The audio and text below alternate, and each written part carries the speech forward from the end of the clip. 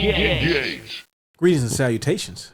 Welcome to Winners Don't Use Drugs, presented by Engage Gaming, episode 167. 167. And you know what? I'm going to do it. He ain't here. Somebody got to. In crystal clear clarity. Yeah, quiet storm hitting, ain't it? There you go. Getting moist. That's not a bad word. That doesn't count. I don't know why folks say, oh, yeah, it's fine, whatever.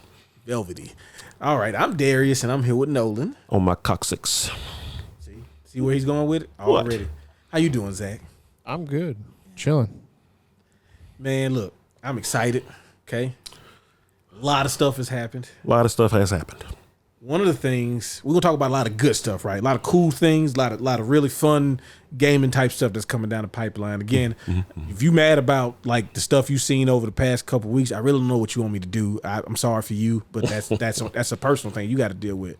But one of the things that's not so good, and I hate when this happens, but I feel like, we can acknowledge it and, talk about it for a moment. Remember that game Mind's Eye that we saw that kind of cool trailer and then we heard nothing about from henceforth? No. Mind's Eye. Okay. Which one? It was like a third-person action game. It had a dude driving a car. It was kind of like cybernetic enhancements, maybe. Like it was very theatrical. Would be the way I described it. Oh, was that the one made by the guy that used to make Grand Theft Auto? Yeah. There you go. Yeah. I know what you're talking about. Yeah. Lock back in with me. Yeah. Okay. So because they showed a trailer like I want to say Summer Games last year. I think so. Sometime last year. Yeah. Sometime last year. Maybe it was the Game Awards. It could have been. Okay. Yeah. So because they be doing world premiere. Yeah. This is true. So the game comes out, and I thought if nothing else, it would be a good, like, maybe not a AAA franchise, right? But I feel like we're missing the AA, like what RoboCop is, right? Yeah. But maybe a new IP that could do the same type of stuff. But apparently it is so bad, and this is a PS5 exclusive, a PS5 PC exclusive, I think. It looks like it's on Xbox as well. Oh, really? And they ain't even promoting it. I didn't know it came out. Well, that's the thing, right? No, we didn't know it came out, but then I immediately heard it was out because people were asking for refunds. Okay, I remember about 2-3 weeks ago, the guy, like the main developer of the company, was claiming that there was like because I guess it went to early access, or some folks that got to play it. Oh or yeah, something. I think the embargo, whatever the embargo was over with the review copies and all of that, and stuff started coming out, and they were like, and he was saying there was a coordinated bot attack against the game, saying it was bad. Yep. Yeah. It wasn't bots, bud. A lot of times it is bots. I'm gonna tell you the truth. They be botting out here, but it don't sound like it's a bot thing right now. I mean, graphically, it doesn't look bad. No, This is a trailer still. that's gameplay. Yeah, but it's a trailer still. Is it? I thought this was the. Oh, this is from that extended thing. This had to be Summer Games then. All right, let me see if I can find like something that's like today. There's a gameplay overview trailer. Yeah. So yeah, I mean, But when I saw that too, and I thought that was like, okay, it's kind of strange. Like I hadn't seen anybody really talking about it, but I saw that because people talking about the tweet and everything, and so then like this week, it's like no, this is a game that is not good. But like whatever it was trying to do, I've yet to hear anybody say like. Sometimes people are like, well, it's just not for everybody. There are people who think it's a great game or at least a pretty good experience. I've only heard people be like, if it ain't bad, it's no better than like below mediocre. Like it's a below average game. Which Here it is now. This is actual gameplay. Actual gameplay footage, right? Now, none of this looks bad necessarily. I saw a bunch of graphical glitches that were people were posting online. And it starts to get to where it's like, okay, this is a loud minority to like, ain't that many people really buy this game, and it seems like everybody who bought this game is having this. In this clip that we're watching, like the traffic seems full. Yep. So it's not like the roads are barren. yeah. I saw one of the clips that kept getting shared was where like somebody had to like protect somebody or escort someone, and like the computer is like supposed to be controlling the character to get them in the vehicle, and they like walk in front of the vehicle or like basically walk into danger, and you can't stop them from basically killing themselves. And then the game also graphically glitches out when that happens. Oh, jeez. Yeah. Then there's a bunch of pictures of people like talking to people in cutscenes, and their faces are all like, what was that? Assassin's Creed Unity. Yeah. When it came out and folks didn't have a face, they were just floating pair of eyeballs and hair. Yeah. And teeth. It's hilarious. Hilarious. I mean, it was maddening too. You spent all that money on a new Assassin's Creed, and you went to go talk to somebody, and they were just a floating pair of eyeballs and hair and teeth. But I can look back on it now and think it was funny. Maybe they were going into a different kind of visual aesthetic. Maybe, yeah. So this new Assassin's Creed, they trying to do some wild stuff with the visuals, dog. People ain't got faces no more. That's how the future's gonna be. The Templars won, and that's what happens. Yeah. Well, at the time, it was just like an example of just these companies releasing these games way before they were done, and it was like, come on, man. Yeah, and with the graphical stuff with this game, hopefully, because I know this is not a big budget title. Yeah. Hopefully they can fix it, and if that's the real reason a lot of people aren't enjoying their experience, then maybe that will help, turn it around for them. Because I hate to see something fail. Like that's not good for the industry at all. Like nothing, anything failing is bad for the most part. I mean, like I say again, graphically it looks good. Nothing groundbreaking or nothing, but it's aesthetically not bad. Yeah. It also doesn't do anything that really makes it stand out. Like nothing I've seen, even in trailers and stuff, nothing I saw made it seem like it did anything necessarily, I would say, better than anything that existed. I mean, just from looking at it, you could probably accuse it of being a great value cyberpunk. Yeah, or at least Just Cause without the. Oh yeah, you know what? That's exactly what it reminds me of. It's like what if Just Cause was more boring? Exactly. Because listen. So just looking at at this, watching this, like it doesn't look like the Jeep is on the actual road. Oh no, it's floating. It's definitely floating. It does look a little floaty. Don't turn to the side because you're gonna make it look even more floaty. Like it doesn't look like it's actually making contact. Like it. The way that it's bouncing around, and it just something seems off. It's like when NBA Live went to like 360, and all of a sudden everybody realized that they're not running on the court like on 2K. They're like gliding across this surface. Nothing is actually like making contact with each other. Yeah, like no, it's like there's always this thin space between everything. Yeah, like Guile in the SNES version of Super Street Fighter 2, it just always bothered me that his feet never seemed to be on the ground like everybody else's was. Yeah. Only Guile for some reason. It was weird. But so is that I was gonna say Nick Schwartz, but not what I'm thinking of. Nick Kroll. That guy looks kind of famous. So folks are kind of going crazy over how not good it is. Yeah, and talking about people are getting refunds and stuff like that, and it's an unfinished product, and it's boring, but yeah, like I know people who really like Just Cause, right? Like I've known people who are like, this is one of the best games. You can do whatever you want to, man. It's the coolest thing. And I've played the first 3. Never beat any of them. Didn't do a whole bunch of missions, but like played it enough to where I could do like the open world stuff and kind of do some of that. And they always felt directionless to me. Like clearly there's a mission in those games. But it's almost like I got too many tools and I don't know what to pick, so I just don't do nothing in the game. This feels like that without the ability to do that. All the cool stuff. Yeah. Like you can't attach the wire to the Jeep and then shoot a rocket and attach it to that, and then it takes the Jeep and throws it into the silo and blow up the whole silo, and now you won. This looks like I just got to do like regular video game stuff. Yeah. Which, I mean, I guess is probably a little disappointing considering this is, one of the guys behind Grand Theft Auto. The Grand Theft Auto doing the missions, but not the crazy missions, right? I don't know. He was doing, he did all the regular missions. He might be the what's his name? What's the guy from? Used to be a Capcom. Inafune? Yeah, he might be the Inafune of Rockstar. Like, so yeah, it turns out he didn't really make any of the games. He just kind of He's a concept guy. He's the idea guy. Yeah, he's he's the idea guy. I do some concept art. Y'all want to see some concept art? So y'all take this right here.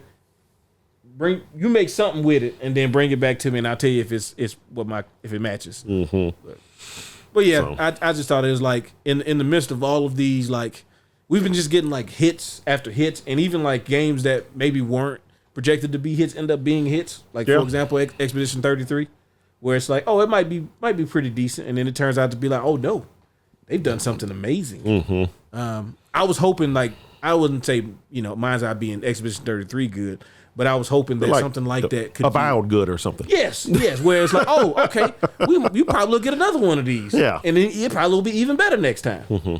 Yeah, but I don't think it is. Probably not happening. So speaking of Expedition 33, are we ready to talk about it? I'm ready to talk about it. Yeah, I'm horned up.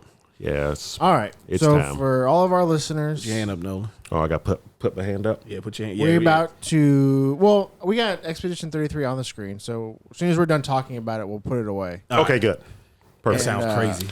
Sound wise, I'm sorry. Come back in like 20 minutes. Yeah, because we're about to glaze the fuck out of this. Check in 15 minutes if we're still saying stuff. Yeah, come back in 5 minutes after that. We'll try to keep it to a tight 20. How about that? Yeah. All right, I'm gonna check it. All right, cool. Yeah, I think we can do that. All right. This Expedition 33. I'm just gonna start off this conversation with.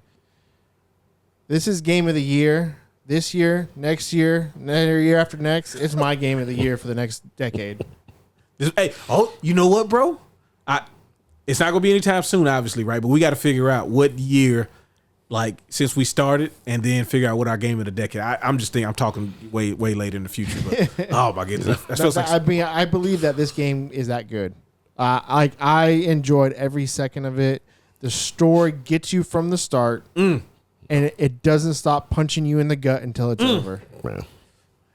You think you know what the game is about? When do you think you know what? When did you think you knew about the game first? The first time when y'all played it? I knew about the game when they first showed trailers for it. Okay, you thought you knew about the game, right? Yeah. Okay, more or less. Okay. Yeah. I thought we going on an expedition to stop this bitch, so that we can live more than 33 years old. Yeah. I'm about to take her down. This is when I thought she was just giving out pain.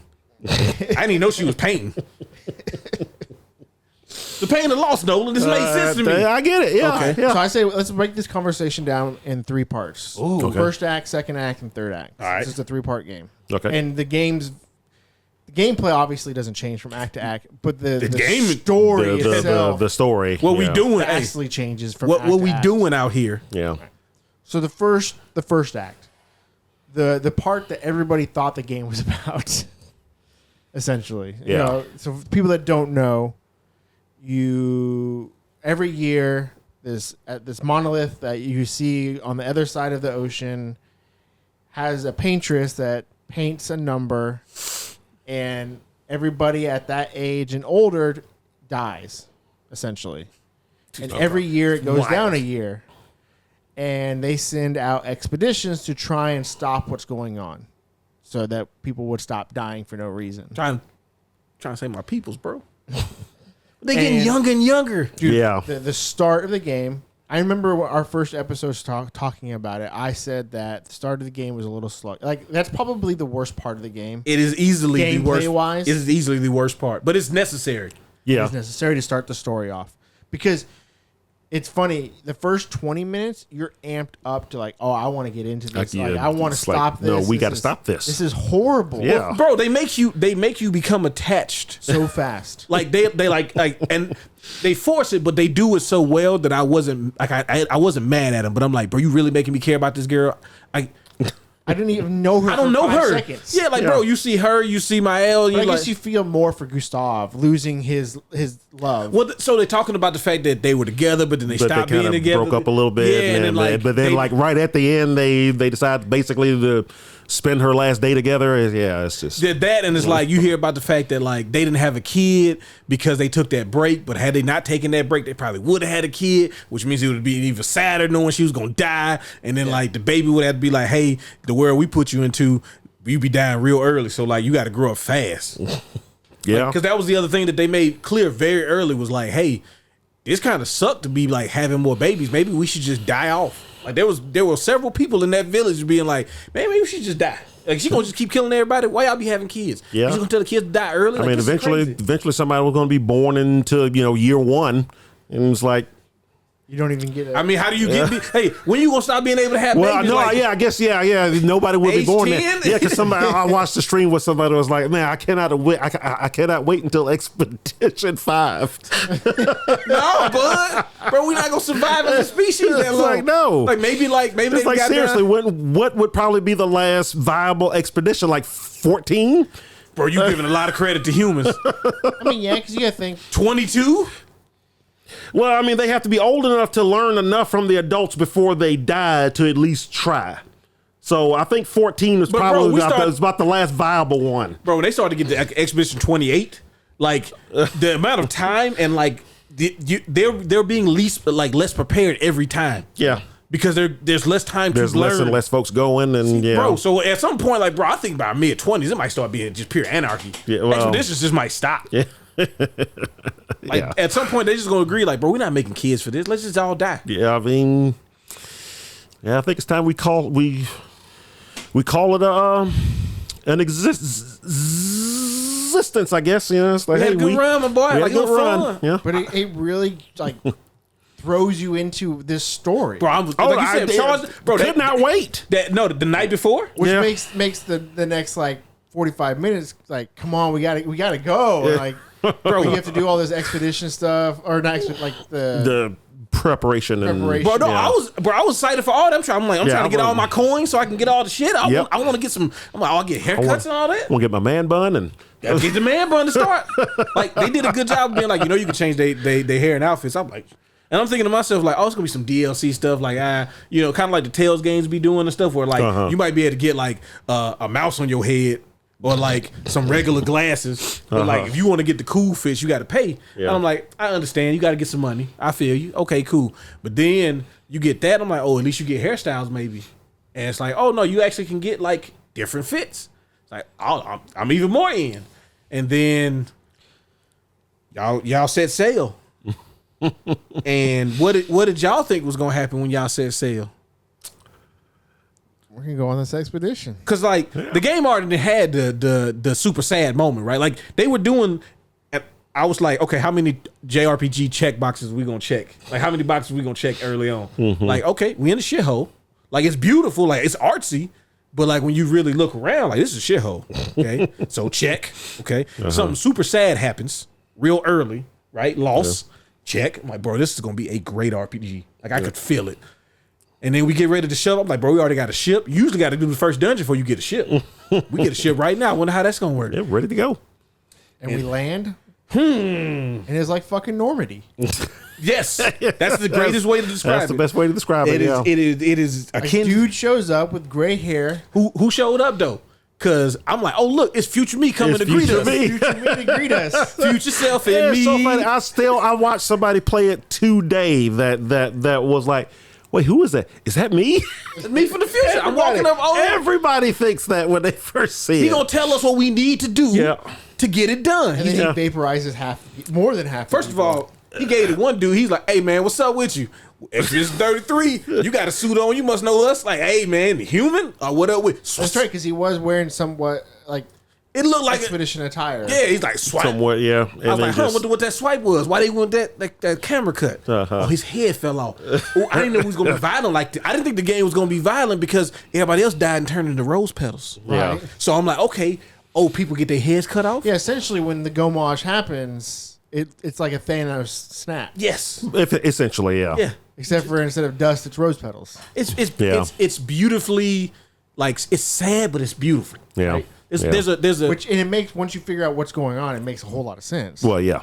It definitely makes a whole lot of sense. Yeah. But like that happens, and then oh boy cuts a head off, and that was like, oh, we got real death out here. Yeah. Because when the dude got his head cut off, he didn't turn to rose petals.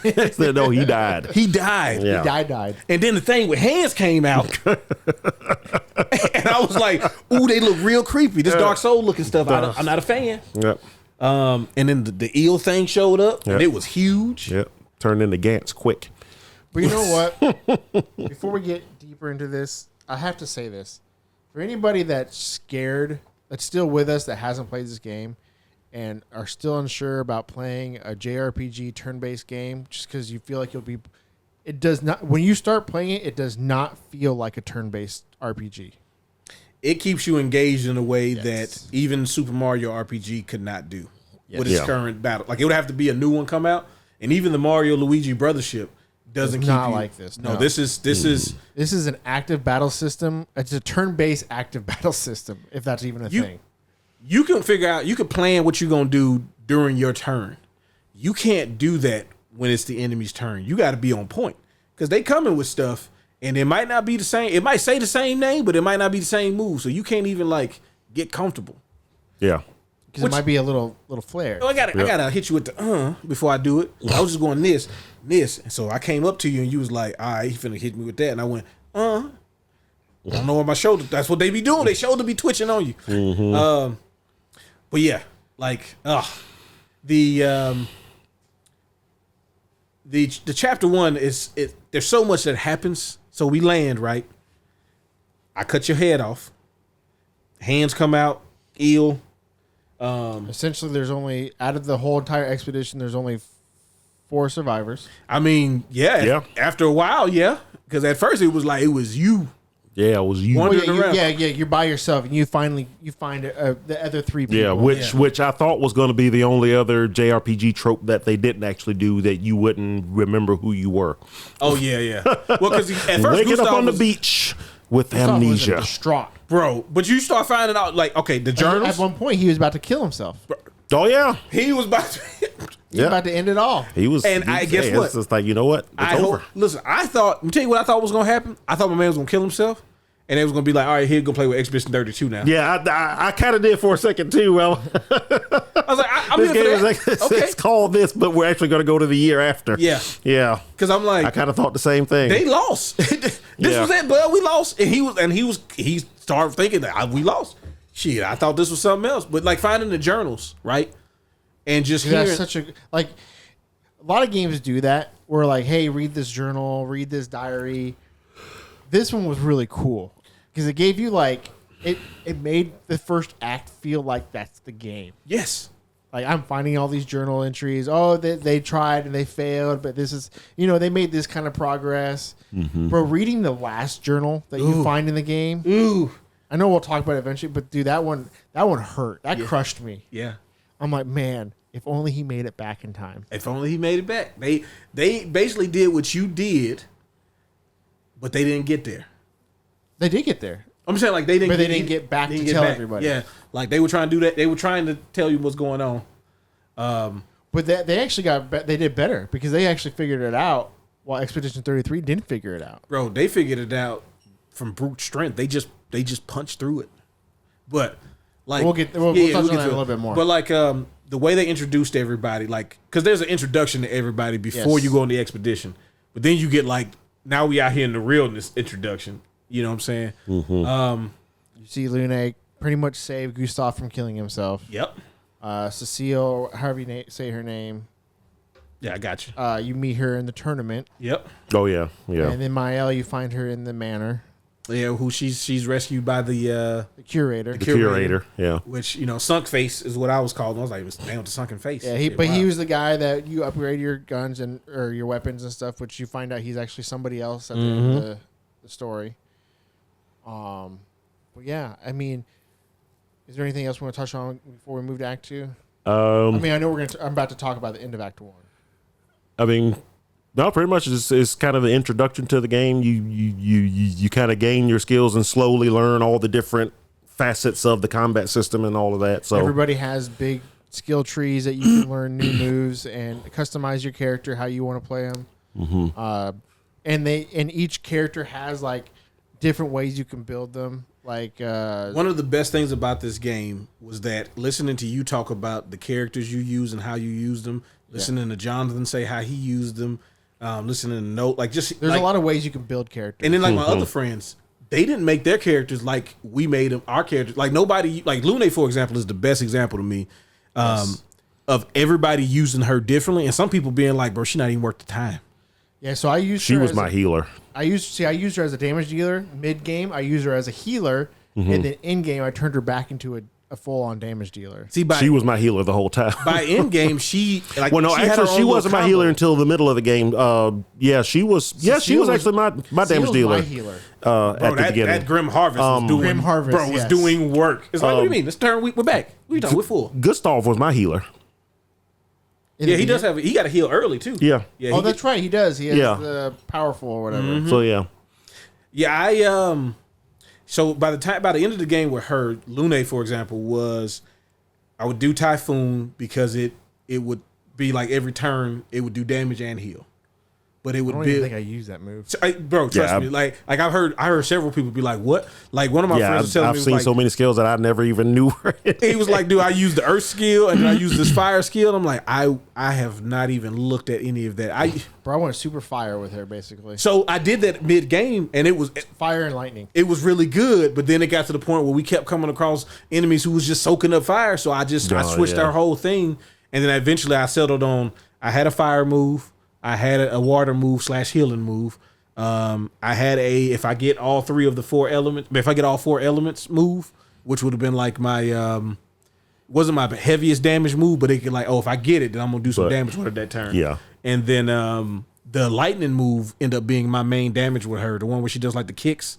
Yeah. And then if you have the certain orbs for it, she does like auto crits with it. Oh, okay, I don't think I did that. I just had one that just shot lightning down. Gotcha. Yeah, and I say I used that for a little bit, but all of my stuff by the end of the game, bro, every turn I had 9 AP. But you also made it to level 90, Yeah, where I capped out at 50, yeah, because you could essentially beat the game at how you want it. yeah. Oh, yeah. I was at 40, 47, 48, 49, something like that. Well, and also like different When I characters finished end up it. being at different levels too. So Yeah. like Lune was probably my lowest one, but it wasn't like I wasn't playing with her. It's just she ended up just being like 87 or something like that. But yeah, I mean CL, oh my goodness, she's so versatile. Like her and Luna both are super versatile characters, but like I just always felt like if I could just do the combo every turn with her, it was just so much effective damage. And most of the stuff wasn't immune to dark. So like for a long time, if nothing else, they're at least not resistant to it, if not weak to it. But yeah, so that the gameplay itself has already captured us. Act 1, and then the end of Act 1, you meet Eskia, Yep. which is an awesome, fun character. He's like your transport. That He's your has airship. an awesome personality. And so you're going to find a rock so you can swim across the second sea, because there's 2 seas between you and the monolith, right? Mm-hmm. Between old Luminaire and Yeah, you missed that block. new sorry. Luminaire and the monolith. Huh? Said missed that block. What's They tried to going counter on and there? they missed it. Yeah, that's what happens. But so you find the rock, you Yep. kill the lamp monster, you find the rock. Lamp Monster was heavy too, and just as That's a a fun boss fight too. There are a bunch of fun boss fights. Lamp Monster is definitely a really good boss fight. And then for some reason, Mael and Gustav take a second to What do you mean? to unwind. We did it. We don't have anything. There's nothing to worry about. Get on the boat and then talk. There's no Like, boat. It's SKA, okay? And I'm going to get on them in a second. I just beat the Lamp Monster, So Lola. let me paint this picture. You got SKA down in the water, which is a cliff. It's probably Yeah, it's like a cliff. 25, 30, 40, 50 feet maybe. Yeah. Anywhere from 10 to 45 feet. And Lune and Cecile, or God, why can't I say her name? It's all CL. CL Yeah. are down on SKA waiting for Gustav and Mael to jump down. And lo and There's a behold, dead Lamp Monster behind us because we just beat the Lamp we Monster. just beat the Lamp Monster. That was the main villain of the area. the man in the gray hair walks up Gustav showing up again. He's here to and tell me right literally there. kills Gustav, the main character of the game. Gustav killed Gustav, y'all. That's what happens. You Yep. can't tell me when you just see like, bro, I'm gonna kill Future myself. me killed past me to stop whatever is causing this whole thing. That's what I was knows. thinking. It's like, okay, so future me has to kill past me so that we can push her to do something that he wouldn't do, that she wouldn't do if he was alive. That's got to be the story. Yeah, because in the future, the past has occurred. Yeah. that's what happened. I was Yeah. like, oh yeah, this is like Aqua Teen Yeah. Hunger Force. I get this. Yeah, that's got to happen. Teen Hunger Yeah, Force. this is what happened. I get it. But yeah, so Old man, he came. you lose your main character. Bro. Yeah. And at the time, who's my strongest character? He has to be everybody's strongest because it's so easy to charge, and you get the full charge, and then boom, super damage. Yep. Why wouldn't you have him in there? Yep. And he can heal. And then he's dead. And I'm like, what the fuck? He's the smartest person. But so what felt like it took away from his death was getting Virgo right away, because he's essentially the same fucking character. Yeah, I mean, but he ain't though. He don't have no gun. Verso. I don't know why I said Virgo. Huh? Verso? Yeah, no, I'll let you rock, man. We judgment free right now. Yeah. Yeah, but he don't have no gun. But he be doing the gunshots with his knife. That part, I really got. I know he doing like some sort of magic. That's clearly what that's supposed to be. But it just look weird because he be like dagger, because the game, you could fight every enemy for the most part and just use the gunshots if you want to. It's gonna take you a long time. It's gonna take it. Well, it depends Unless you though. build that way. You could. That's the thing about the battle system. You could build for taking the first person shooter shots. And apparently people was just doing that and beating the whole game. Yeah, some folks. I saw some disgusting builds. That thing you talking about, the burn thing, the crit burn, crit AP burn? Every time they free aim, they add a burn, and then every time they crit, they get another AP back so they can shoot some more. So they just keep going. Yeah. Oh, I saw one YouTuber, he had like 1,800 burns on the guy. Jesus. Still got cooked. Oh, yeah, he still died to Simon. There are some optional bosses in this game that you see really early, and technically you can beat them. You can go fight Sprong in the water. You can go fight him immediately. He gonna kill you, but if you can somehow counter and dodge, you can technically beat him. Because you can always. That's the thing about this game. I appreciate it. You can do damage to anything. There's not like a zero thing. Their defenses. It's really just their health. Yeah. So you could do the damage that you could do to any enemy. Now, when you do that damage, You might be trying to do 2 million by hitting them for 100 each time. Hey, bro, you can only do 9999 right now. Oh, that's right. You can't do. You can't do more than into chapter 3. Into chapter 3. Chapter 3, yeah. Which is crazy, but So you kill you, right? The gray-haired man kills Gustav. Okay, boom. Then another gray-haired but younger version that looks kind of like you too. He stops the old man, right? Yep. So Verso shows up. Oh, we gonna meet. It's been 20 minutes already. Yeah, we gotta hurry up. Shit. It's been 20 minutes already. All right, let's go. All right. Come back in 20 again. God bless. This game's great. Y'all need to play it. No, we'll play it. No. Game of the year. Hands down. Easy. Light work. Chapter 2. So now the game adds a bunch of other layers, right? So at this point, this is a great game. Not my game of the year yet, but it's still a great game. It's up there though, right? When Act 2 finishes and you figure out what's going on, game of the year. Do you figure out what's going on? It's for the most part. By the end of chapter 2, you pretty much, you do. Yes. By the end of chapter 2, and then a little interlude, and then the interlude, which threw me off. The interlude is what finally pieces it all together. The big cutscene that you get after chapter 2 that leads into chapter 3. Again, we still spoiling them, don't care. You find out that you get to the monolith where the paintress is. Where the paintress is. I get to her, and you can't break through originally. Right. So then you got to find out that you got to fight the Axions. Yeah. No, you do that before. You did that before? You do that before. No, because you get to the barrier. You can't get to the barrier. That's right. He says you can't get to the barrier. He says you got to do that. You have to kill the two big giant things. You go get Minoko. Right. Minoko probably, like you said a couple weeks ago, the best blue mage in any JRPG. One of the most fun characters to play with. Dialogue wise, like they don't give him no weapons for like a good 5 hours. It was crazy. Y'all sitting there like, I don't want to upgrade this weapon. Weapons. Huh? He didn't need weapons. I mean, but I know. I got to control the wheel. I need to be able to manipulate it. Otherwise, I'm his dialogue. Him and SKA are like the two best characters, in like dialogue wise.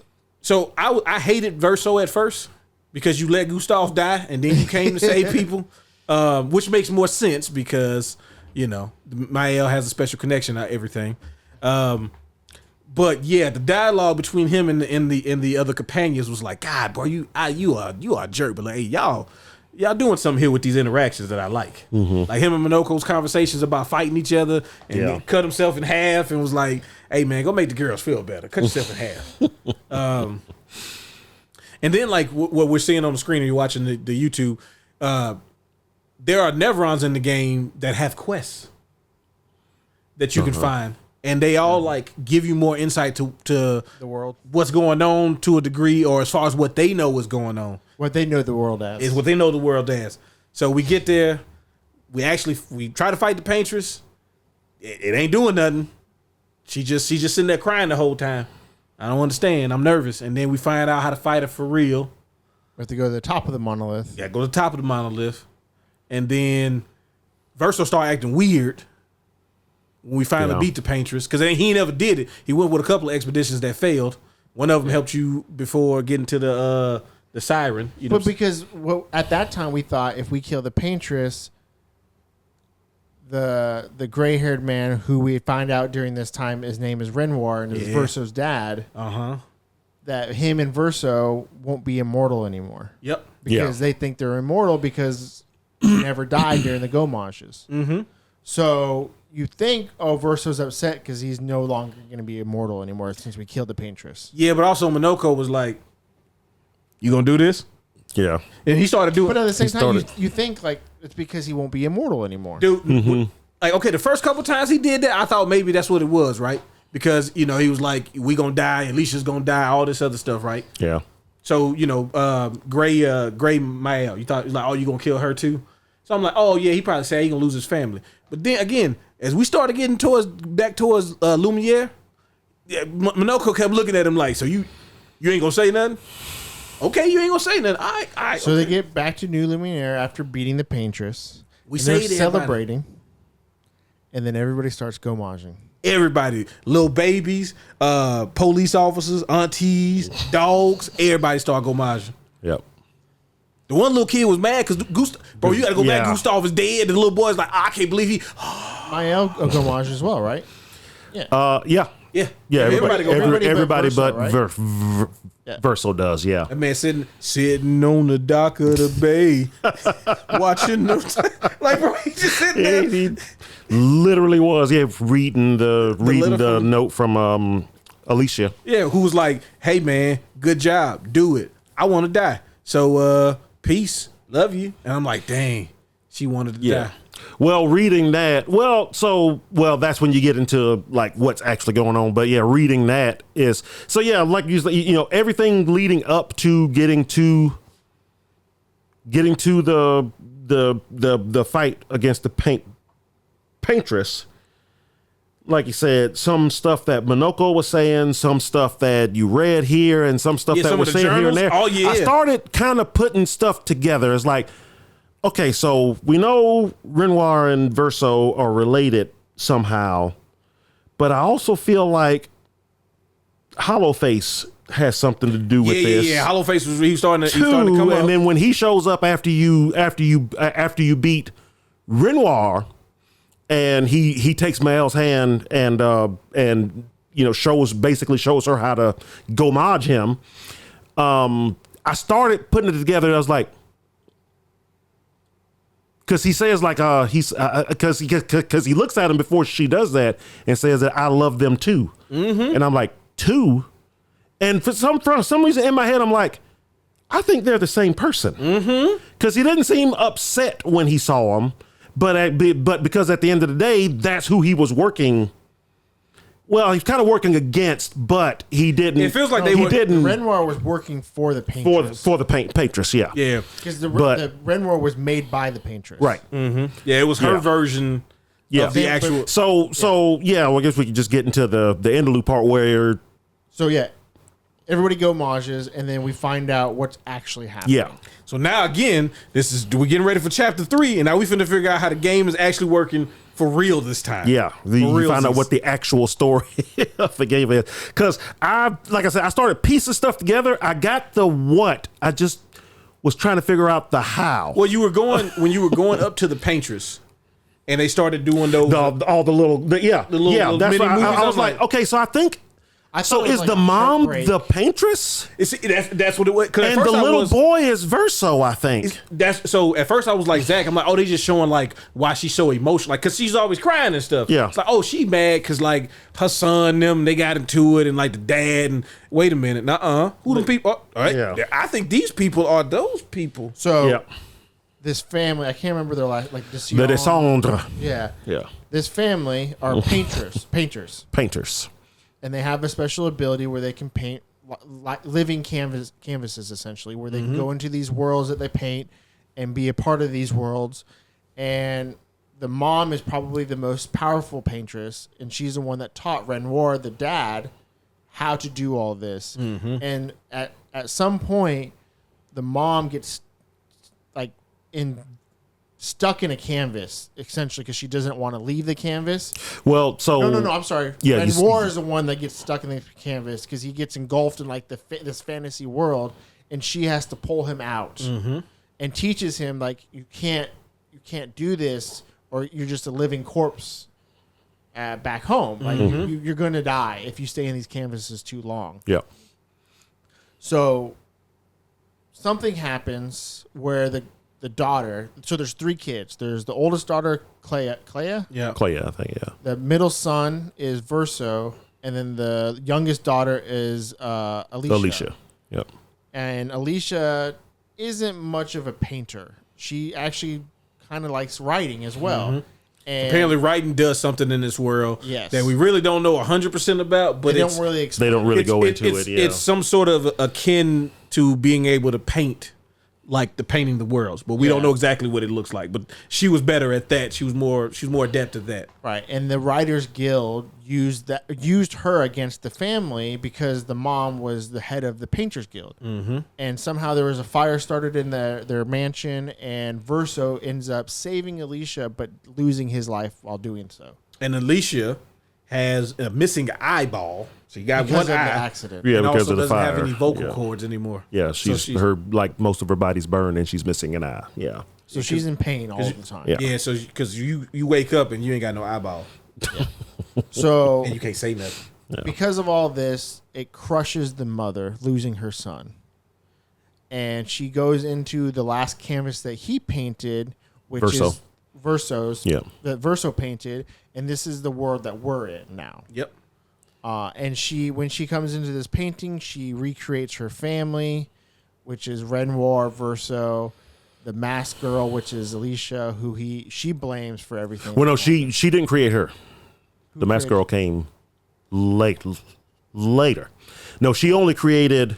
She created the whole family. So okay, because the masked girl had all the burns and stuff. when She saw Alina goes into the painting, she creates Alina's the mom. Yep. Verso because she wants her son back. Yep. Then when Renoir goes in after her, she creates Renoir and Verso, and she makes them immortal. And their only goal is basically to protect her against the real one, the real Renoir that goes in there. Alicia, she left out because she blamed her for Verso's death. Right. So Alicia was still in the real world. Clea is the one that sends her in. Yep. Clea sends her in. She shows her, it's like, first of all, we have to make it to where, because if we just pull her out, she's just going to go back in. So Alicia sent into that little in between world that comes up again at the end of the game to find a place to hide his canvas, Right. so that when they pull her out, she can't find it again. So there's that little scene where they're in that little dark room with just the canvas there, and she's like, okay, this is a good place to hide it. She's gonna find it, but at least it might take a while. Then Clea sends Alicia into the canvas, Right. and she's like, she's getting ready to transition into the world, but then her mom realizes that she's there, goes to paint her. Clea's trying to tell her, hey, this is mom's what do they call it, the Chroma. yeah, this is mom's chroma. You have to fight it, this, that, and the other. But it was too late. She was already taken in. It's like, well, you're about to be born into this world. Good luck. So She ends up being born she takes Alicia and paints basically a new version of her. But that one's born into the world as Mael. The other Alicia, that's why she's like, I always thought that she looked like a negative version of a character because she had no color. Right. She was just like gray and white and black. So that's why, because basically all of her color went over to Mael, but she still existed in the world. So she finds her dad, and that's why her and the Renoir in the game are together. Painted Renoir. Yeah, painted Renoir, but she's actually working for the real one, trying to get her out of there. But yeah, so she ends up with the painted Renoir, who, you know, he still loves his daughter and everything. What. So yeah. Also, Clea made all the Nevrons. Yeah, well, the mom painted a version of Clea. Clea didn't like it, so she repainted it and made herself create the Nevrons. Every time Chroma was expended by Alina, she would turn it into Nevron. Yeah. So I didn't do like a lot of the side stuff because I was trying to hurry up and get through the game. I didn't do a lot of the side stuff because I wanted to get through the main story, and because I was so fascinated by the story. And then I went back and watched a bunch of YouTube on the side stuff. See, I did this. So yeah, so I missed a lot of the Clea stuff. Yeah. This game is by far my game of the year. But that was probably the one thing that I didn't like about how they did the Clea stuff. Yeah. Because it's so good, right? Like, should have included it in the main story. Yeah, but like they put it behind this level wall, basically. Yeah. Yeah, that's true. They did. Yeah. And it's like they really make you work for getting the whole story. So I didn't even because I didn't look up this stuff.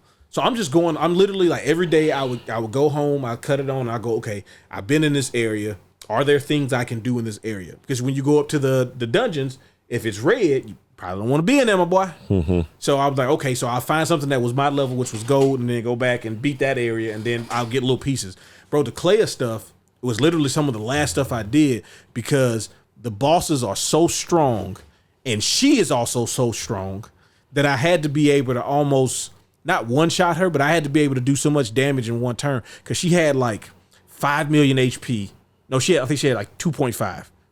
Not a crazy amount, but also if you didn't one-shot her, she would do a bunch of attacks. And if you didn't counter all of them, so you couldn't just dodge them, you had to counter all of them, she would gain like 600 HP, 600,000 HP at the end of the attacks. And she would do multiple attacks. So each time she's 600,000, 600,000. She basically just basically just getting all her life back. Yeah. So I had to use Monoko, who could cheat and use the lamp monster. When you get him, every time you swing, it does more damage, and it has no cap. So eventually, I swung for like 5 million and killed her because I couldn't. Every time I would try to counter, I would get and it's like 6 or 7 attacks. And there's like 4 different versions. And so it'd be like, oh, she summons nasty Nevrons. She summons colorful Nevrons. And like they would do different series of attacks. And I'm like, bro, I can't do this. But I want to know. But yeah, it sucked because that whole dungeon is so good because you learn so much more about it. Because I ain't gonna lie to you, the epilogue interaction, you like, man, Clea, bitch. Yeah, kind of, yeah. Unless you go through the side stuff, you don't really bad in it's like you just but she's just trying to be the person that keeps the family together. Well, but she has to be. She's really the only one that can. Yeah. So going into Act 3, we find out all this, how this world that we're in is just a canvas of versos and all this. These were adventures essentially that the expedition stuff was supposed to be like Monoko and Esquier was supposed to be like. Yeah, who were apparently based on Esquier was based on his doll and Monoko was based on his dog. Yeah. Yeah. So he was basically the canvas that Verso made was basically something for him and essentially Mael and Clea to go have like adventures in. Right, yeah, fun adventures. Yeah. But then it turns into the place where your mama got people doing expeditions and you go Majin and well, yeah, so it's so messed up. Yeah, you meet. So, yeah, when you do the interlude, you find out how Mael is in there. So, Mael, and after everybody's gomaged, including Mael, I guess her chroma goes back to Alicia, who now basically wants to be and remembers Mael. Everything. Because she remembers remembers everything. Realize any of this. Her memory was wiped. So, she has Mael's form, but her she has Mael's form, but now has all of her she knows everything. And right then I knew, okay, I know what I know what the two endings of the game is going to be. Right. Because then you meet, your actual dad, the Renoir that was his purpose was to try and delete the canvas to get everybody out of the canvas. Yes, because his whole mission. His goal is to get my wife back. to get his wife out. Yeah, the whole paintress thing. So the paintress was there to protect everybody. Yeah, that's what we found out in the note. Yeah, it turns out she was trying to contain Renoir on the bottom of the monolith, and the numbers were warnings of her power dwindling.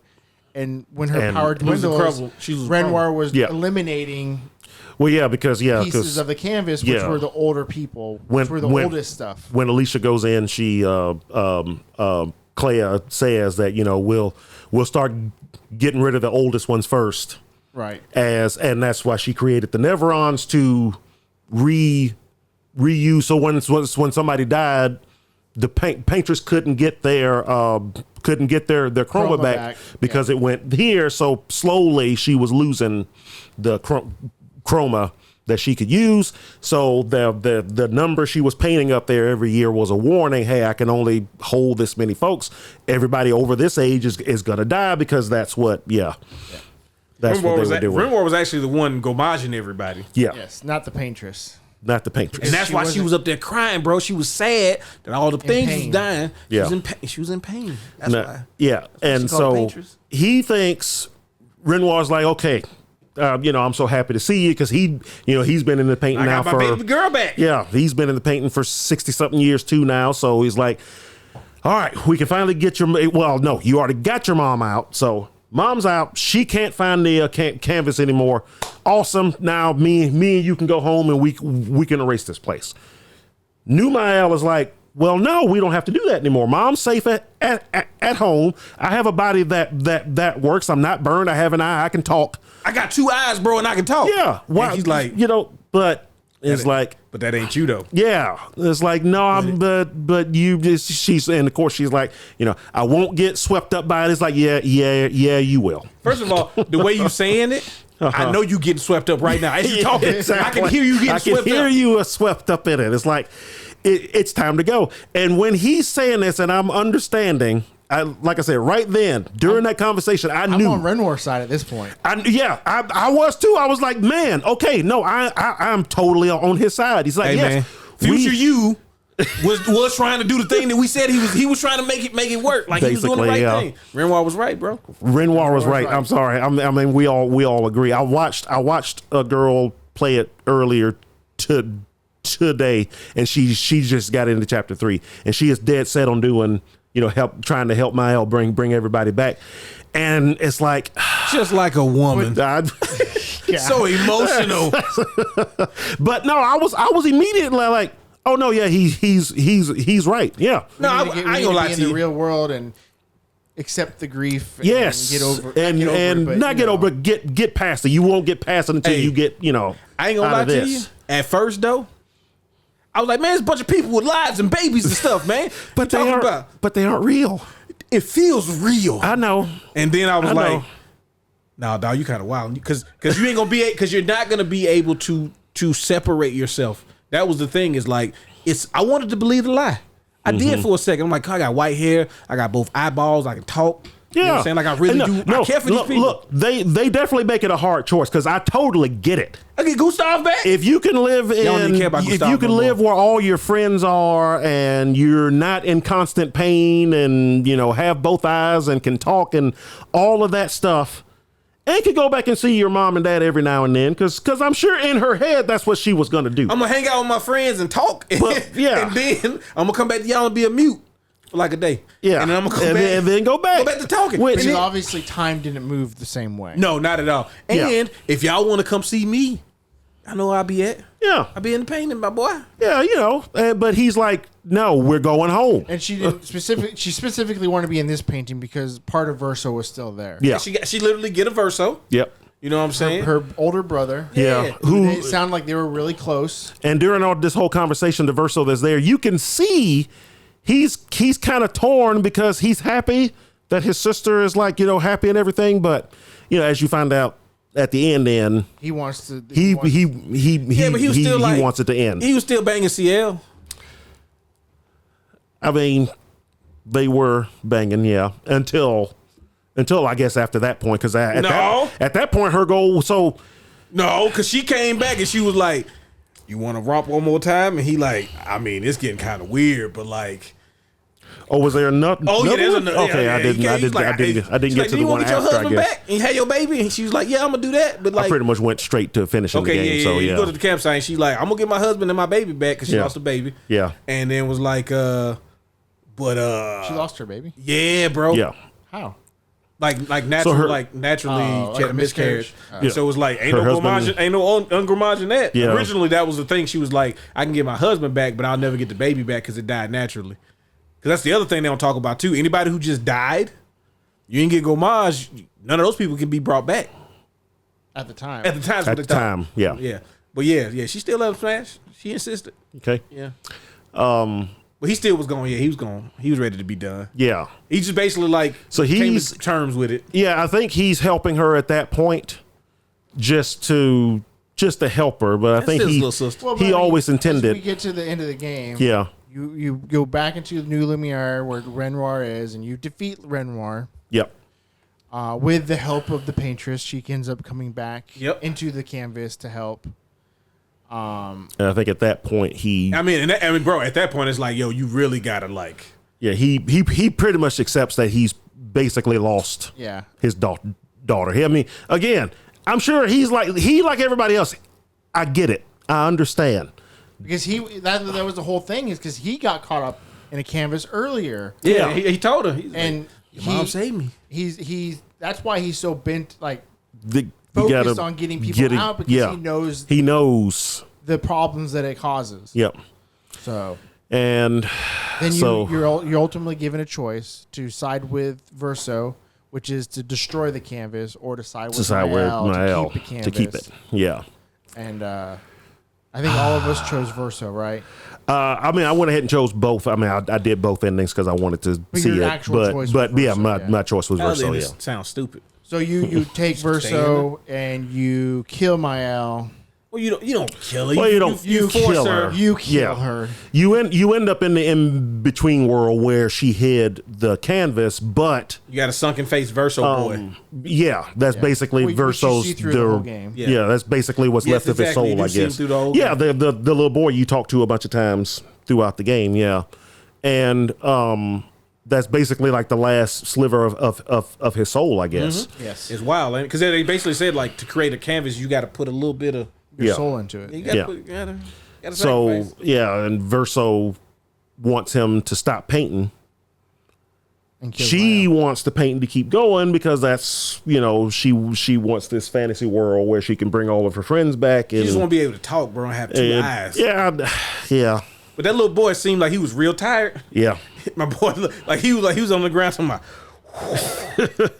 and Verso, of course, he'd been alive for over 100 years at that point. He's like, I don't want this anymore. Yeah, and like him really coming to grips with what he was, and that he wasn't actually the Verso. He's like, no matter what I do, I'm not gonna age because I'm not. Because that's the way he was painted. Yeah, like everybody, like Gustav and them was having. They could have had there not been a homage and everything, they would have went through a whole actual life and did all this stuff and all of these things. Yeah. But all been fake, but yeah. But Aline painted her. But is it fake if it's really happening though? Yes. No. It's basically like it's a dream. Finish this ending. Yeah. So you kill Mael.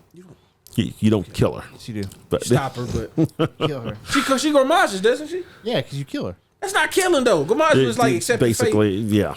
Bro, the other people, like CL and Lune, bro, they was looking at you crazy. No, CL understands.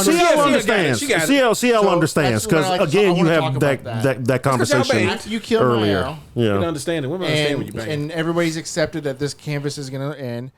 He embraces SKA and Monoko because those are his buddies. Those were his dog and his stuffed animal, his toy. Yeah, and those were like his original characters that he made for that canvas. They embrace and then they go homage, and then CL comes and shows compassion.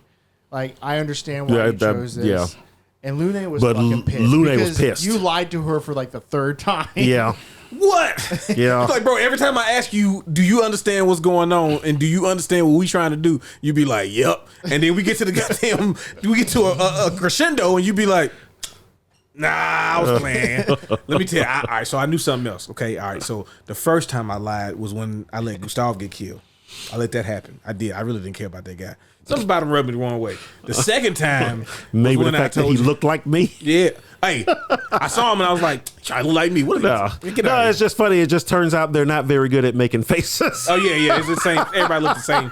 Everybody kind of looks the same. But you know, it's weird Yeah. is all the other guys in the expedition look different. Yeah, Maybe it's yeah. even they the wasted black, them even all. the black dude. It was Wasted them all for those people. Crazy. Crazy. Yeah. Crazy. He didn't survive, but you know. I was watching somebody streaming it the other day, and they pointed out that CL looked like somebody. I forgot who they said she looked like, and I was like, oh my god, you're right. She looks like somebody else too. So it's all weird. Anyway, But yeah, I think they're painted, so maybe Universal wasn't that people got great their of a own painter. styles. You know what I'm saying? yeah. I mean, he looked like him apparently. But yeah, Lune was like, "You lying sack of shit." Yeah, she just kind of sits down and just stares, soars into his eyes. Yeah, I was like, "Hey," for a second, I was like, "Hey, man, is this the bad ending?" Because no, I knew. Yeah, I mean, listen. I had made my choice. But you know, she's also the scientist of the group, so she knows there's no point in doing anything else. I'm just gonna sit here and wait to die now. It's Well, I mean, but like, there's you know, nothing else like, to be done. Yeah, like, you know, even if you don't bang, you don't have to bang, right? But she was like, Well, in my game, we didn't bang. Yeah, I didn't bang, but she still came up to you She and was showed like, compassion. she was like, We understood. We definitely banged. Yeah. Well, because she had that conversation after when Lune was pissed that time when they got ungamaged. Yeah, she was mad at that part too. And she was like, "No, I get it. I would have sacrificed every one of you if I can bring my husband back. I get it. It's cool. All right. I'm not mad anymore. I understand." So Lune was like, you know. "Hey, my boy, you knew we was finna. You knew the kids. You let the kids get go mad." She's like, "Bro, I don't know what you want me to say. Y'all want to fight the accident? I ain't." Bro, it's like she wasn't supposed to bring y'all back. It was all supposed to end, but dang it. Yeah. Well, he was also like, look, man, so like every time I tried this with y'all be dying.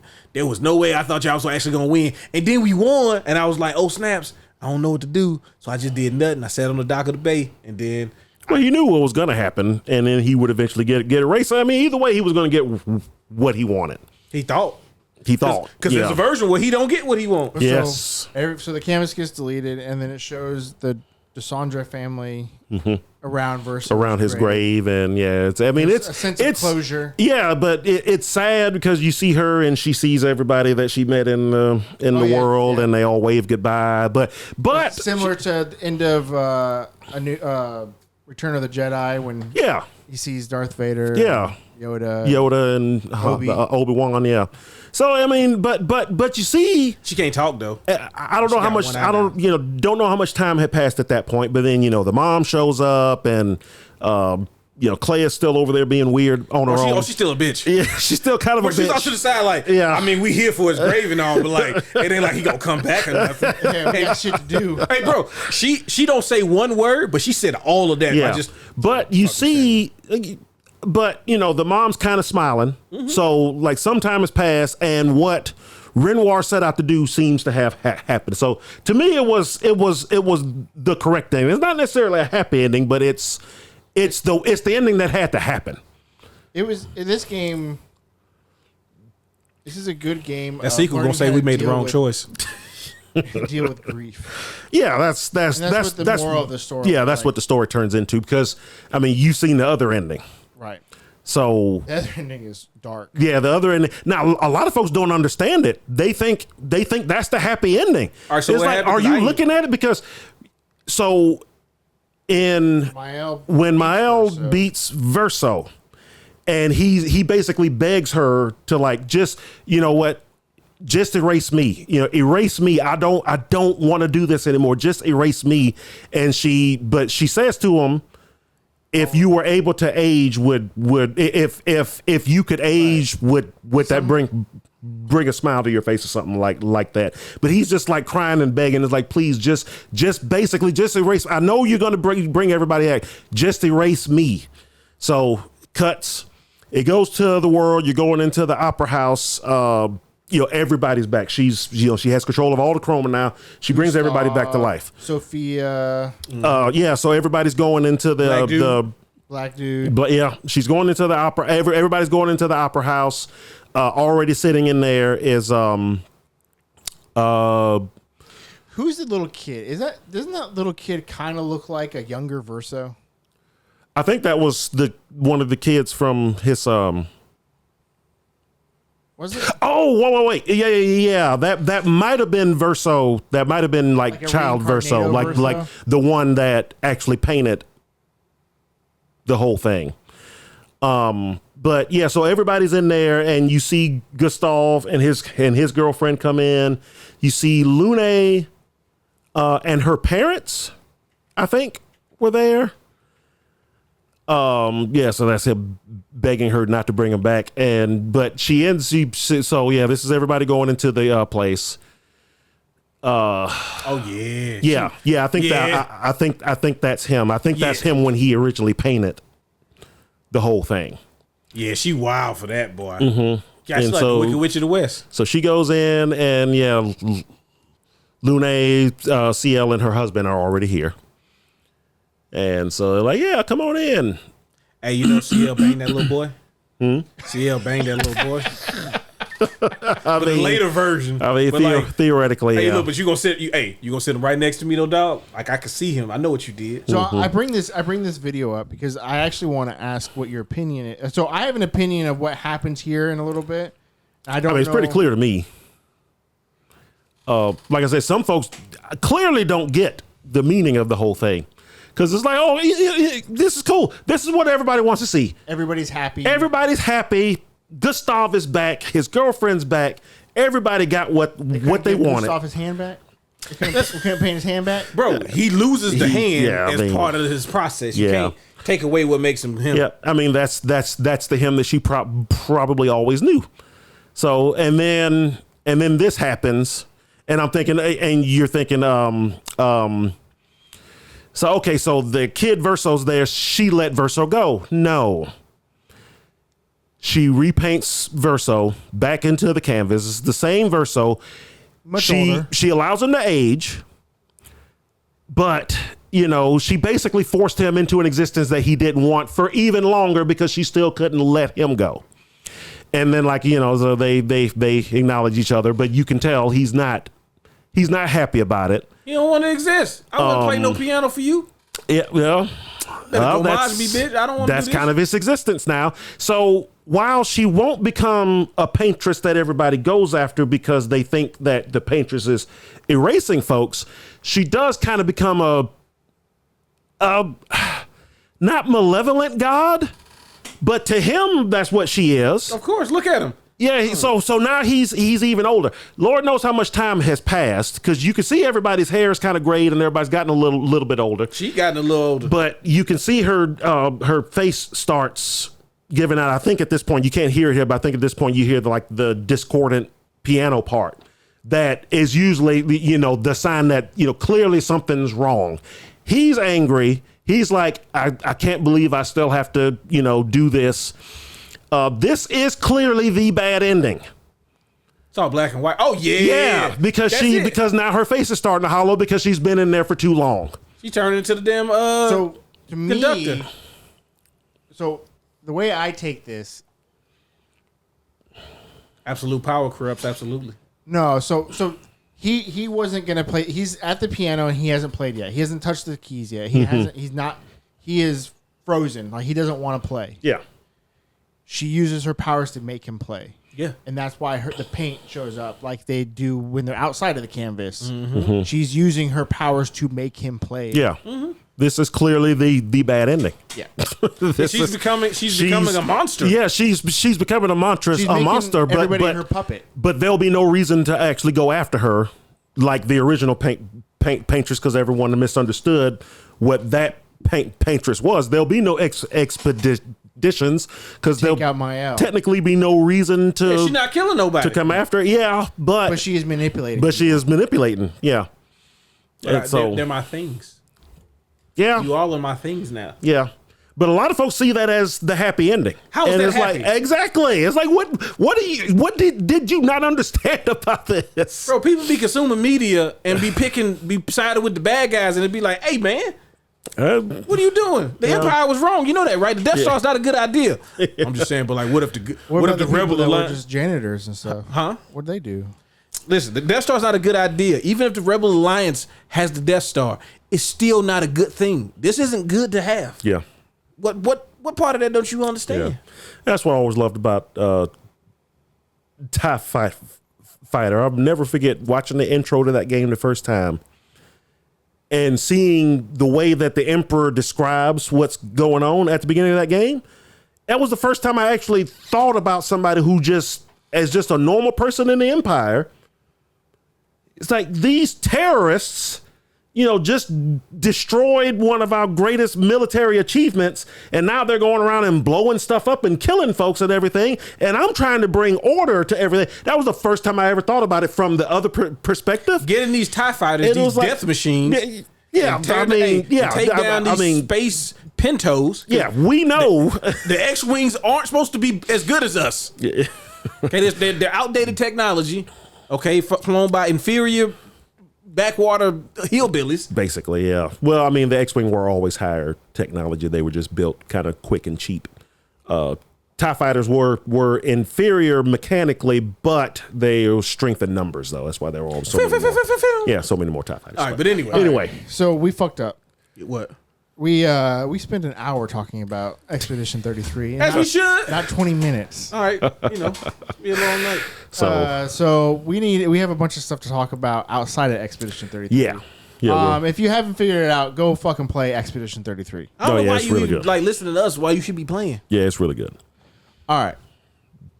What do we want to jump in first? I got a PlayStation State of Play pulled up. I got Xbox's showcase, and then I just have a Summer Game Fest highlight reel. I mean, we can just go in chronological order, I guess. The PlayStation first, right? Yeah. So, I mean, I also think I fucked up. I don't think I showed any of the Expedition 33 stuff. I think it was just us talking, which is fine. You'll fix it in post. Nah, probably not.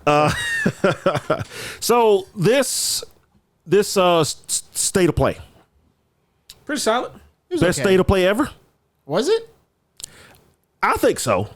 Okay. I mean, I can't argue for it. State of Plays don't really. Okay, when they showed this right here, I knew this was when they showed Pragmata, which has become kind of a joke. We made the joke. We made the joke. Yeah, this and Deep Down have become the joke of games that are that are Capcom never coming out. Yeah, they aren't making this game anymore. There's no way they're making this game. And oh my God, they showed Pragmata. I could not believe it. They jumped off with this. They were like, you know what? Y'all think this is a game, don't you? Yeah. We got Pragmata. Because we said before, the joke is that it's not going to come out, or at the most, it was a PS6 game.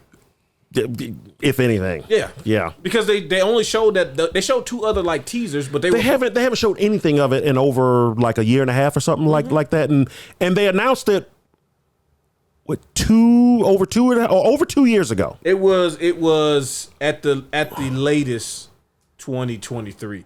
I think it was like 2022. No, that's right. They hadn't showed it in 2.5 years. They announced it 5 years ago. They announced it around the time the around PS5 2020. dropped. Yeah, they sure did. Like this coming. Yeah. Like, oh, okay, this is gonna be pretty cool. Yeah, you know what? It looks good. It looks fantastic. Everything I've heard from folks who've played it, they've all been like, okay, I didn't know what I was expecting, but it's actually really good. I heard. We still have to wait another year. It's not coming out until 2020. They ain't got no release date. Yeah. I've heard Vanquish vibes. So when I saw some of the gameplay footage of it, I kind of got PNO3. Mm-hmm. It's like immediately what kind of came. I mean, there's nothing like PNO3, but that was the first thing that came to mind. But I forgot PNO3? that it's an old Capcom GameCube game. Yeah, it was not a good game, not at all. I mean, what was it? But it was a Capcom GameCube game. Oh, what was the name of it? Product number 3. PNO3. Yeah. Oh, okay. You remember it? I know what Yeah, you're talking the about. girl looked like a doll and all that. Yeah, and she would like dance and stuff while she was shooting and for no reason. Yeah, more or less. But I mean, it had a at the time its aesthetic was kind of weird. It was kind of like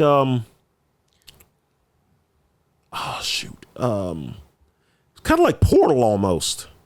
Yeah, it was like just kind of everything was like research labby.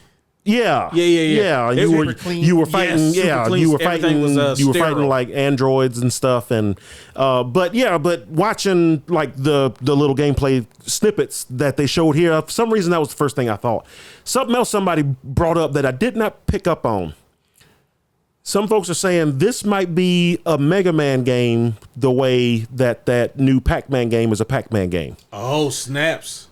Because I for some reason it never registered to me because I actually went back and watched the original trailer. Like, was she wearing blue in the original trailer? Yeah, she was. And folks were pointing out when she shoots on his back, the big blue arm shooting stuff is like she kind of looks like Mega Man. I watched the secret level Mega Man last night.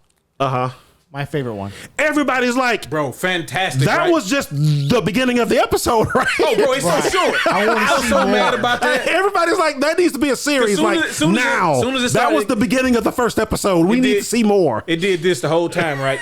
Yeah. And then it gets here, and you're like, oh, man, that was crazy. And it starts showing us credits, and I was like, hey. Wait. Where's the rest of the episode? So the next episode will be part 2? Yeah. I want more. Because if they can give us that Mega Man, my goodness. That was really good. Yeah. Yeah, I saw the Pac-Man. Oh, that Pac-Man was wild. Yeah, that's. But the Mega Man was my favorite by far. Dude, listen, really the first episode was D&D, right? Yes. I'm not the biggest D&D fan. That was some good stuff. I don't remember because that was like a week ago. Oh, okay. It's the one where they are escorting the person to the. It's basically the person becomes a they become a monk, right? Or paladin, something like that. Yeah, basically somebody becomes a class like they were escorting him to this cave, and then the dragon shows up at the end. Mm-hmm. Oh, okay. Yeah. Tiamat. Yeah, because they end up taking one of the heads off, and it's like, oh, you shouldn't have done that. Because now it turns into the demon with multiple dragon heads. Yeah, but yeah, great stuff. Right. Let's see. Romeo is dead. This is from the people who've done No More Heroes, right? Yeah. So when this trailer started.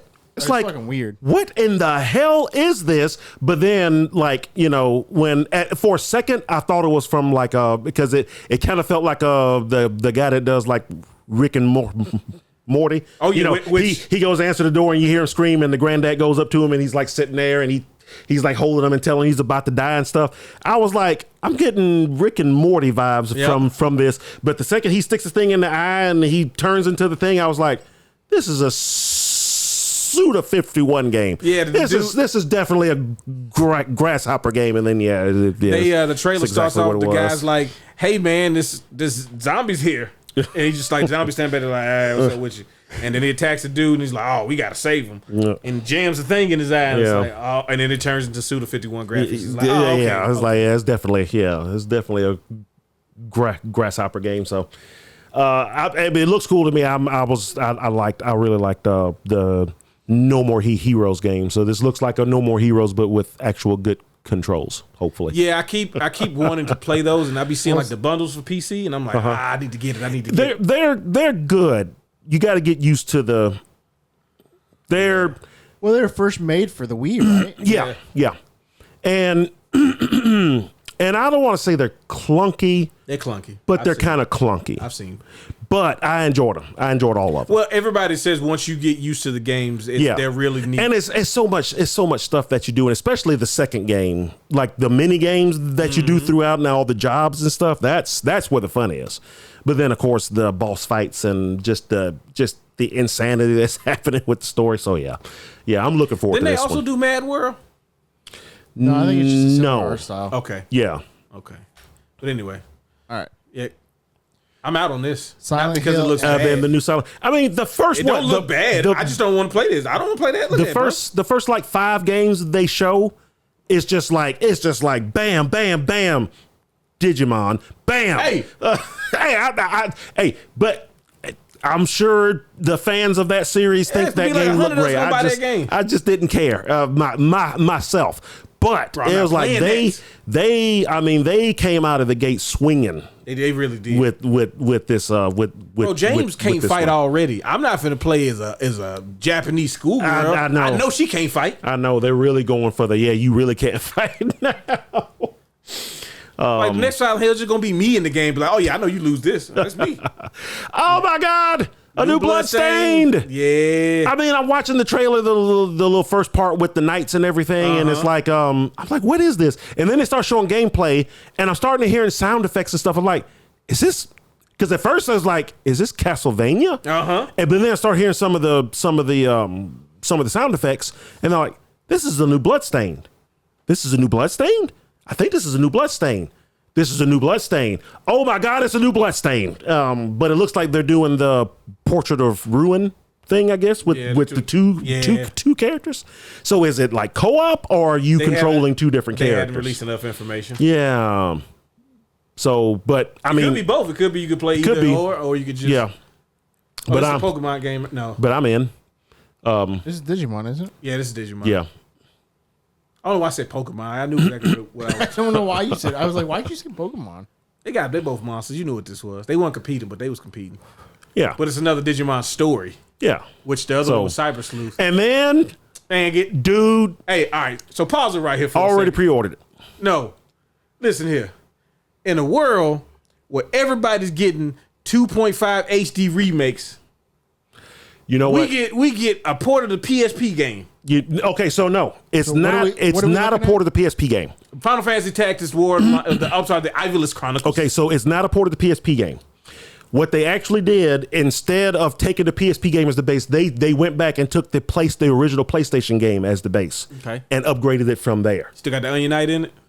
Probably. Okay, it's PSP. So it's still like a lot of the stuff that they added to the PSP game, but it's not just the up-res PSP version. It's actually the PlayStation game, which is why the original PlayStation game is actually on there too, which is all I needed to hear. But, it's like, I get to play the upgraded version that I never got to play. That's actually based on the PlayStation version of it. So it won't be, it won't be just a we got voice acting, better looking handheld game, but the original game is still there too. Yeah, I still have the original game. I have the original black box and the greatest hits box. I don't know why I have them both, but I do. You need to come off of them for you. One of them. And so, I mean, this is something me and my brother have been asking for the better part of 20 years. Over 20 years. I appreciate the fact that everybody gets a chance to play this. Now, I really am excited for that. I think a lot of people who, this is last day with Chrono Trigger, all you people that want to tell me how beloved and how amazing those games are, this is your time to actually show that you really about what you're saying. They're making this game that you said, the only reason I pirated it is because they won't make it available or anything. Because I want to play the original PlayStation version, right? That was true. It's there now. Yeah. So are y'all gonna go out there and actually buy this game, or are y'all just full of shit? Because I'm gonna buy the game, and I'm not even super excited about it. I'm gonna play it.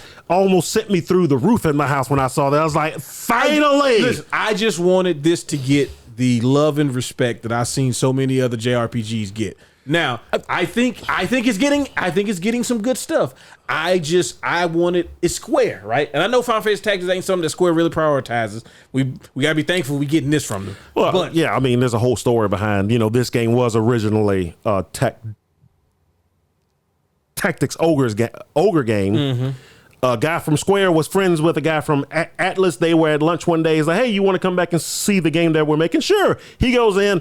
This is the new Tactics ogre game. This looks amazing.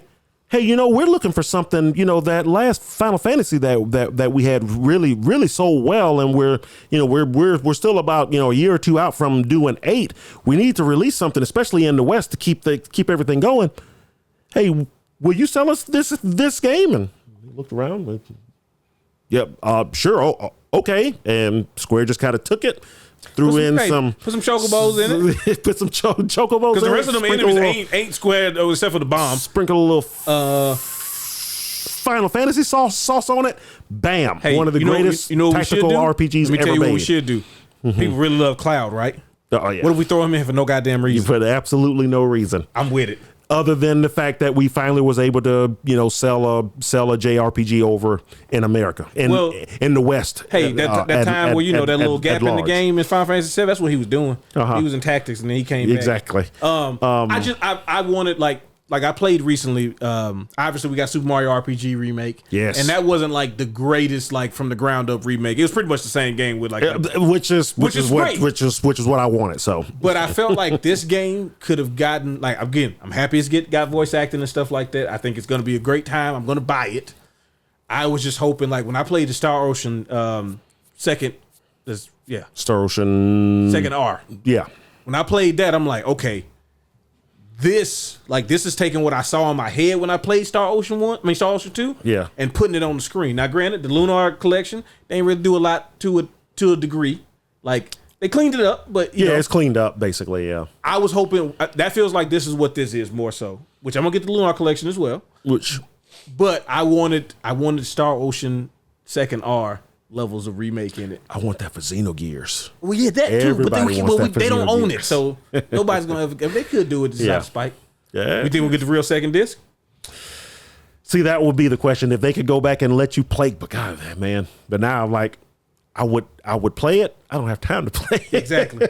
But anyway, this was fantastic. Yeah. This was another thing where I was like, okay, there's some things that this was by far the thing I was most excited about. I was most surprised by this. I was definitely surprised. Yeah. Y'all both like this game. Yeah. Yep. I got a question for you. Right. Is it as good as y'all's Rank S SNES game, Adventures of Yogi Bear? That's some tight competition right there. Shit. Ain't no sandwiches in this game. I tell you that right now. That's the one thing. Ain't no do you want to save this and not put it at Rank S because you might get something better? I might get something better. I might get something better. Yeah. Let's put it at A. All right, let's move on. Yeah, moving on. Okay, then we kind of settle down into the okay stuff. We got to do this game. Yeah, right? Yeah. So now this is this game, because I was like, wait, I thought this game came out. This is a sequel to that other game where you're walking baby steps Is it? around. No, I think this is the same game. I swear I thought it already came out. No, it never came out. Okay. For some reason, this awful game is taking forever to make. Exactly. It's gonna be a good meme for a week, bro. This looks like a cool indie game. I don't know if it's an indie game, but it looks like a cool indie game. Yeah. Dude, when they first showed that Overworld, I was like, they better not be making a sequel to Tunic. Yeah, that's what I thought at first too. This is Hirogami. Hirogami, yeah. I hope for the best. Hey man, then Hot Shots Golf. Hey, this is everybody got all golf Hot Shots. Okay, we're combining the two. Yeah. Look at Pac-Man. Yeah. Pac-Man's in it. I wonder if Kratos will still be in it. Everybody keeps saying that. It was nice. Yeah. This is that game right here. What is this? This is Shinobi, right? Ninja Gaiden. Ninja Gaiden. I was gonna say Yaba, but that's not it. Ninja Gaiden Rage Blade, Rage Bound. Yeah. There's a demo for this out right now. You can fight Ryu Hayabusa. Oh, really? I'm waiting for the actual game. When is it coming out? July? Yeah, it'll be. Yeah, it's pretty soon. Yeah, I wasn't even. July 31st. July 31st. That gives me enough time to beat Donkey Kong before it comes out. There you go. Ooh, that'd be a good idea. And, okay, so this is a sequel kind of to that mountain climbing game. Mm-hmm. Yeah. Cairn. The sequel to, what was the original game? Like, started with a J. Yeah. Mist. Oh, no, Riven. Riven. The sequel to Mist, yeah. This was pretty cool. Yeah, this was awesome. So you aren't just getting, Mortal Kombat 1, 2, 3, and 4. You're getting every version of those games. So the arcade version, console version, handheld version, all of it. You could go back and see why I picked the Sega Genesis over the Super Nintendo. Exactly. By playing Mortal Kombat 1 for both. And then Sony just announces a fight stick for some reason. Yeah. Like the first fight stick ever made by Sony. It's like, oh, okay, cool, I guess. Project Defiant, for some reason. Like, I don't know who you defined, but I guess. Yeah, and then, Metal Gear Solid 3, arguably the best of the old style Metal Gear games. Yeah, I'm already in. They didn't have to show me anything else, but they showed the Bomberman thing recently, and then they also showed they're gonna have a multiplayer mode on it too. Mm-hmm. And then I remember seeing this trailer, and I'm looking at it, I'm like, what is this? Dude, at first I thought it was Onimusha because they had showed Capcom stuff. For like a second. Yeah, I was like, wait a minute, Onimusha moving like that? Yeah, it's like, no, this isn't Onimusha because the new Onimusha is actually like decidedly slower. Yeah, it's more about the sword play. And so I'm like, and then because there's some happy people. Yeah, some happy people. Yeah, I've never played the Neo games, but I'm sure not for me. But you can have it. But they seem to be excited about it. Yeah. This looks cool. I was a big Thief fan. Yeah, Thief was always a game I heard about. It was like, oh yeah, because it was PC only. Yeah. At first. but that's like the VR version of it, which actually looks This like game that's right a game made here. for Me and VR. Zach watching this now. I'm looking forward to. We got to this figure game. out what exactly is going on. Because there's some stuff going on, but you don't know exactly what's going on. So this is Tides of Tomorrow. Yeah. And for some reason, I get Brink vibes from it. Like before Brink came out and we found out what Brink actually was when it was Right. built. Like remember they used to play that trailer on repeat at GameStop. That version of Brink where we're like, hey man, this might be kind of good. Yeah. So I'm looking forward to this, but it's not coming out until February 2026. Tides of Tomorrow. I mean, they announced that game a while ago. Did they? Yeah.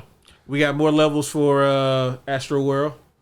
Astrobot. Astrobot. Yeah. Sony is like, hey, with one game of the year, I guess we should probably actually, act like we care about it. And I mean, they kept giving out all free stuff. Yeah. And then a Better Skull and Bones is coming out. Yeah. This was wild because we kept thinking like it's Sea of Thieves, but it's not Sea of Thieves. Yeah. It looks a lot like Sea. It looks a lot like Sea of Thieves. But there's so many different versions. JRPG stuff. I'm like, Yeah. There's JRPG stuff. There's ship battles. Like this is Sea Remnants. Yep. Ubisoft should have just produced that. Yeah. I don't know what the fuck this is. I don't remember. This it's is a sequel to that Sands one game, of Oh yeah, Sands. remember that one game, you Journey into the West or whatever? Journey. Yeah. Journey. Boy, yeah. it's just- I love it's Journey. made by the same people that made Journey. I got Journey for free. Somehow I got a free code for it. Did they And give it on I PS played Plus it. one time? I'll never forget. I played it New Year's Eve, and into New Year's Day, I played Sword of the all the Sea. way through Journey. Yes, right, Sword of the Sea. Journey is one of my favorite games ever. I love that game. It's so just short and simple, and I was ready to hate it. Hey, this game is day one on Game Pass. What game? Oh, Firebreak? Yeah, FBC Oh, Firebreak. Yeah. See, it's going into the what's called catalog too. PlayStation Deus catalog. Ex, the original is going into the PlayStation Plus catalog. Yep. As And well then as Twisted Metal 3 and 4. Yeah. Which Twisted Metal 3 is my favorite Twisted Metal 3. Oh, And then Resident Evil 2 and 3, yeah, the original. Originals. OG versions. Yep. And then Riven. And the sequel. Yeah. The sequel to Myst and also Myst. Yep. And in this game, And then James Bond. James Bond. Oh, that's right. They Yeah. did announce this. James Bond Lightfall or something. First Light. Something like that. They say he's 27 in this. Yeah. Yeah, this He's a fresh. So development. is this a prequel to Casino Royale? It is a not connected to any James Bond. Yeah, I say it can't be They're established. connected because Well, in the Casino villain in it Royale- is the villain from Casino Royale. Well, he failed then. So the original Casino Royale, and I think the new one is both like his first like mission as a Oh. 00 agent. But you didn't become a 00 agent until you made 3 kills. And Right. in that trailer that we just saw, he killed more than 3 people. Well, yeah, And they showed more Ghost Leote. Yeah. And then though. This is the highlight. This is my highlight. Yeah, this is crazy. Yeah, I'm looking at this and I'm like, wait, what am I are we seeing looking at? right now? Yeah, what is this? And then all of a sudden, it's a fighting game. This is what ArcSys has been working on for the last 5 years. Hey, but the crazy part is it looked good though. Oh yeah, it looks. Bro, it looks so good. It looks real Everybody good. looks different than what they played in Marvel vs. Capcom, but they look right. But they clearly based it on Marvel versus Capcom. I mean, just like, took the Capcom out of it. With Guilty Gear stage breaks. Yeah, yeah. I mean, They made Star Lord look cool, bro. So Marvel Token. Tokon Fighting Souls. Yeah, which Tokon stands for. Is Japanese for fighting souls. So We don't need to get into all that. you're saying Marvel Fighting Souls. We want to colon, make sure Fighting everybody Souls. understands what this game is. It is You're not a. supposed to read both of them. You're only supposed to read one of them. Then why put them both there? So everybody knows. Just call it Marvel Anime. That's what they should have called it. That's what it's going to be called to everybody else. That's probably that's what what we it's call going to it. end up calling it. Yeah. I'm probably just going to call it Marvel Token. Yeah, I go with Yeah. But first of all, yeah, it looks really good. Like the It art looks style is awesome. really good. I know Steven hates Captain America and his art style. Well, I think he had a point. He said that Captain America was over designed, and I think that's one of the fears with like they always either like do Captain America where they show too much of like flesh, like they never get the suit almost all like right. And I think you should just really go with like the shirt kind of thing, but they went with like this jean jacket, armor suit with knee pads and all of that. I mean, with this, with this, they if you watch the little thing after, which it's so funny watching the reactions after. how many folks were like, no, because I kind of like Maximilian dude was coming at it from the MVC side. Like, oh, what does this mean for Marvel vs. Capcom 4? It means exactly what you think it means. It's done. It's like, yeah, which I already knew there wasn't one coming anytime soon. But if there is one coming, it's not for a long time now. Yeah. It's a ways off. It's 5 years away. It's at least five years away. If they done making it right now, you can't release it for 5 years. Which, if you're a Capcom versus fan, then maybe that probably means we're getting a Capcom versus SNK. Oh, we're definitely getting CVS 3. Yeah. CVS 3 is almost certainly their or at least their SVC next fighting 2. game. Or yeah. CVDC. But we're not getting Capcom versus DC. Why not? Because WB Marvel goes behind your back and gets Arc System to make a bomb ass game. We go behind Marvel's back and talk to DC and make a bomb ass game. So let's talk about the timeline here, because I hear a lot of folks keep saying that Marvel betrayed Capcom. Don't forget, this happened. So Sony is the one that commissioned this. Sony went to Arc System and said, we want a fighting game. Hold on a second. Can we have your characters to put in our fighting game? We saw what happened with Capcom over there. So sad. Sorry about those guys. We want to make just a Marvel fighting game with these guys. Please. We get all the money. That's what Marvel said. Basically. So instead of splitting the pot with Capcom, we would get all the licensing money. Basically, yeah. I mean, they're still and just they go already get the work with license Sony because technically Sony still got Spider-Man. the Spider-Man, yeah. Which is why he's very prominent on this again, stage. don't forget video game wise, Marvel has the rights to all of their characters. Sony only has the exclusive rights to Spider-Man character. Yeah, if Marvel isn't making the game, they're the only they're the only other company besides Marvel that can make a Spider-Man game on a console. But Marvel can go make a game anywhere else and put Spider-Man in it. But if they really wanted to, which is but why he was they're always respecting Ultimate Alliance and stuff. Yeah. So yeah, it's not like the films. Marvel actually has the rights to all of their characters when it comes to games. But yes, if you watch the little thing after, they talked about how it was funny because it reminds me of how Nintendo was with Platinum games when Platinum first showed them Bayonetta 2, and they allowed them to put Nintendo characters in it. So they see their original version of Peach that they show, because they're like, well, it's Nintendo. They're not going to let us go crazy with it. So let's just, put some spikes on her shoulders and just kind of, still have her long flowing dress and give her some high heels and spiky crown or something. Okay, this is cool. So they get in there. They're looking at the game. They're like, okay, yeah, great. So what's our characters look like? Okay, well, here's Peach, and there's this, and they're like, I thought she'd be more sexy than that, though. And they're like, oh, you want it? You want nasty? That's what you wanted. So we want you guys. Oh, I'm sure. Like, what you want? You want like Janet, or you want Miss Jackson if you nasty? But they were surprised at Nintendo's reaction to them trying to constrain themselves to what they thought they wanted. Yeah, and so the same thing happened here when Arc System Works first went to Marvel showing. So this is our version of the characters. I'm like, okay, I thought they'd be more anime though. I was like, we kind of, because you hear the stories about when Capcom was working with them, they were so specific about specific colors that had to be costumes and stuff. His thigh has to have this line, and it has to be this color and this color only. Well, first they were super specific about stuff. Hey, look, first of all, none of the X-Men is gonna be in this shit. Okay, the minimal amount of there already is. Well, no, I'm talking about when they were doing the other. They were doing Infinite? The other. Yeah, they were like, look. Oh well, Infinite. Yeah, hey, Infinite was a first and foremost. Infinite was a shit show. None of the X-Men are gonna be in this. Yeah, okay? Infinite was just a. If we can help it, we'll put as little reference to any of that. What's up with that MODOK though? Like the floating head guy, isn't he cool? Put him in there.